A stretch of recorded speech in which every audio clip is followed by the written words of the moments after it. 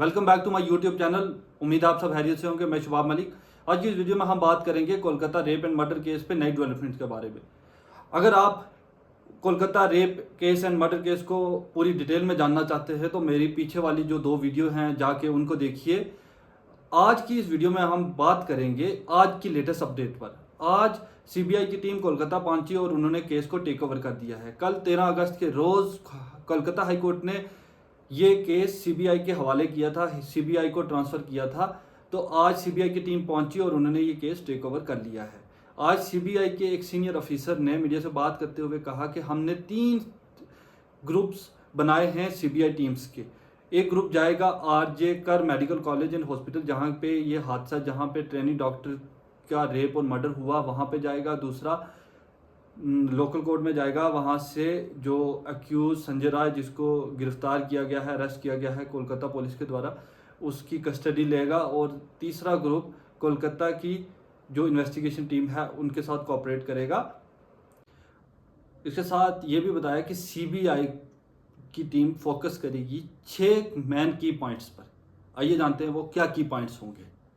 पहला, क्या उसको एक इंसान ने रेप किया है या फिर मल्टीपल लोगों ने उसके साथ रेप किया है। दूसरा, कि संजय राय वहाँ पे अकेला था या उसके साथ कोई और था। तीसरा पॉइंट ये होगा कि क्या एविडेंस, सबूतों को मिटाने की कोशिश की गई है इस इंसिडेंट के बाद, इस हादसे के बाद। चौथा ये होगा कि आखिर क्यों इस इंसिडेंट को, इस हादसे को, इतने हॉरिफाइंग हादसे को पहले सुसाइड केस की तरह बताने की कोशिश की गई है। दूसरा, क्या पांचवा पॉइंट इसमें यह होगा कि क्या हॉस्पिटल की एडमिनिस्ट्रेशन भी इन्वॉल्व थी। और छठा पॉइंट यह होगा कि मर्डर होने के बाद पुलिस को कब इन्फॉर्म किया गया। ये 6 की पॉइंट होंगे जिन पे सीबीआई अपनी इन्वेस्टिगेशन जारी रखेगी। इसके साथ साथ मैं बताऊं आपको कि जो डॉक्टर्स के प्रोटेस्ट हैं वो मुल्क भर में जारी हैं। इसके साथ बीजेपी ने भी डिमांड की है कि वेस्ट बंगाल की चीफ मिनिस्टर ममता बनर्जी अपने ओहदे से रिज़ाइन करें और वहाँ के हेल्थ मिनिस्टर भी अपने ओहदे से रिज़ाइन करें। सीरियस एलिगेशन लग रही हैं जो वहाँ के फॉर्मर प्रिंसिपल थे संदीप घोष पे बहुत सीरियस एलिगेशन लग रही हैं।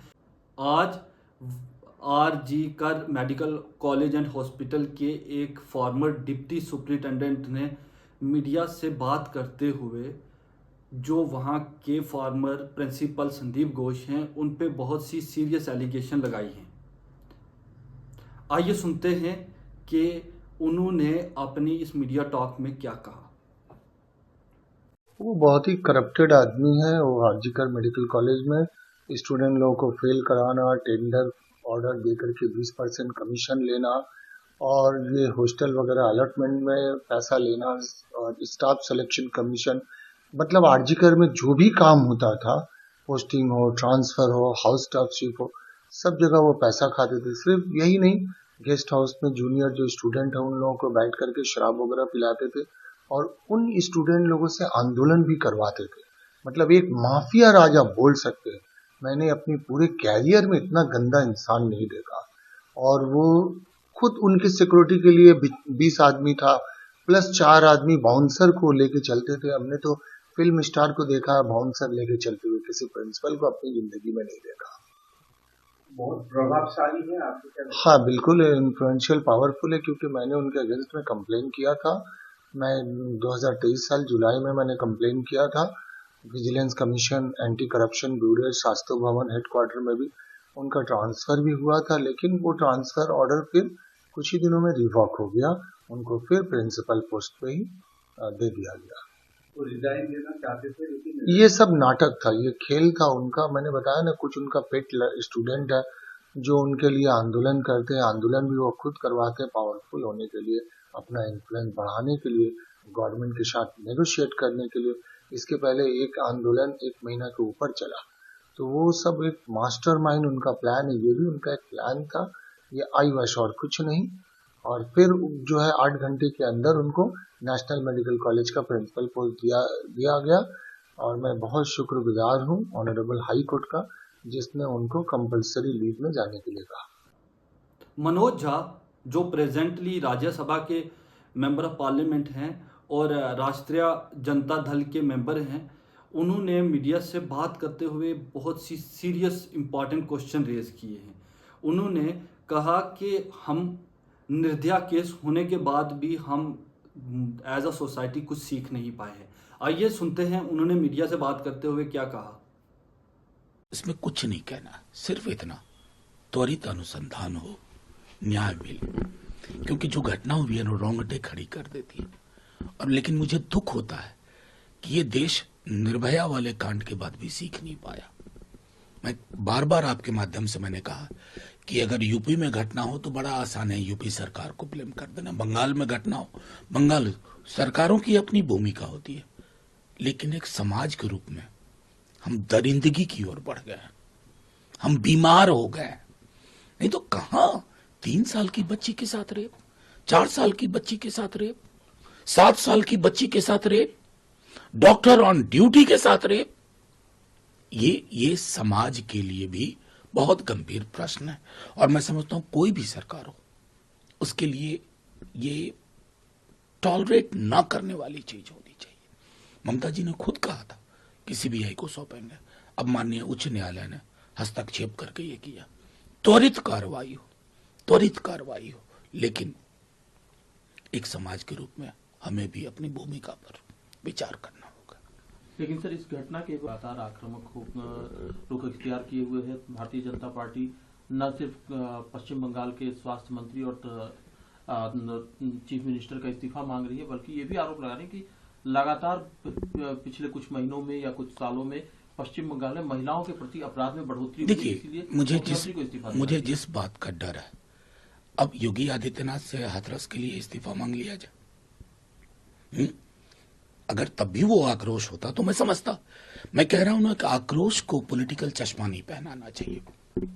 अगर आक्रोश है तो उसकी अभिव्यक्ति इस प्रकार की हो कि किसी को यह ना लगे कि आप राजनीतिक चश्मे का प्रयोग कर रहे हैं। बाकी उनकी प्राथमिकता है। मैं भाजपा को सलाह देने वाली भूमिका में नहीं हूं, लेकिन हम में से कोई भी अगर ये कहीं भी होता है उसको डिफेंड ना करे, फिर चोट लगती है, और चोट पीड़ितों और पीड़ित के परिवार को लगती है।